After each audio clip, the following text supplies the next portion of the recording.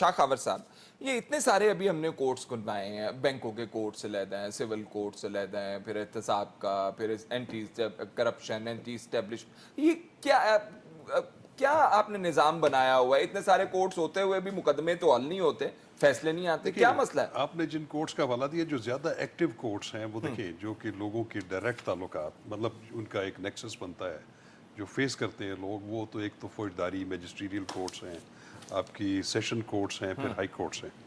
اس کے علاوہ آپ کے جو دیوانی مقدمات ہیں وہ بڑی طول پکڑتے ہیں، پروسیجرز بڑے لمبے ہیں. اور ایک بہت امپورٹنٹ جو اس میں کمپوننٹ ہے وہ فیملی کیسز ہیں. فیملی کیسز میں خواتین بچے جو ہیں وہ سال ہر سال رلتے رہتے ہیں کورٹس میں، اور بڑے عرصے کے بعد ان کو انصاف ملتا ہے. تو جیسے ابھی مطیع اللہ نے ایک بڑی اچھی بات پوائنٹ آؤٹ کی کہ وہ یہ ہے کہ پرابلم یہ ہے کہ مثلا ابھی سیشن کورٹ ہے، سیشن کورٹ نے سول اور فوجداری اپیلیں جو ہیں وہ سننی ہوتی ہیں. کچھ قتل کے کیسز وہ اوریجنل جورسڈکشن میں بھی خود سنتے ہیں. اب ہوتا یہ ہے کہ اب پولیس جو ہے وہ ایک ضابطے کے تحت اس کو ایف آئی آر کاٹنی ہے، وہ ایف آئی آر نہیں کاٹتے. ہر بندہ جو ہے وہ ایگریوڈ پرسن وہ چلا جاتا ہے سیشن کورٹ میں، اس کے پاس جسٹس آف پیس کا اختیار ہے، سیکشن 22A 22B CRPC، اس کی بھرمار روز لگی ہوئی ہے وہاں پہ کہ کیس ہی رجسٹر کروا دیں. ٹھیک ہے جی.